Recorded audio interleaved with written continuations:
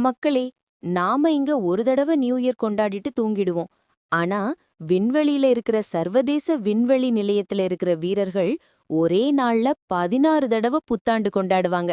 ஏன்னா, அந்த விண்கலம் பூமிய ஒரு நாளைக்கு 16 முறை சுத்தி வருது.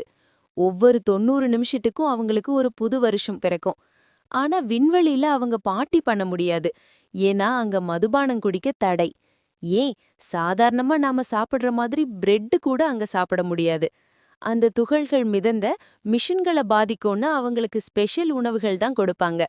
ஆனா அங்கிருந்து பூமியில வெடிக்கிற பட்டாசுகள பாக்கும்போது அது ஒரு மாயாஜால உலகம் மாதிரி இருக்குமா.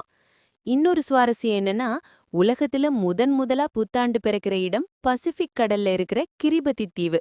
கடைசியா பிறக்கிற இடம் அமெரிக்காவோட சின்ன தீவுகள். பூமி சுத்துறதுனால ஏற்படுற இந்த கால மாற்றம் தான் இதுக்கு காரணம். நீங்க 16 முறை நியூ இயர் கொண்டாட ஆசைப்படுறீங்களா? கமெண்ட்ல சொல்லுங்க. இந்த தகவல் பிடிச்சிருந்தா லைக் பண்ணி சப்ஸ்கிரைப் பண்ணிடுங்க. நெக்ஸ்ட் வீடியோல பார்க்கலாம்.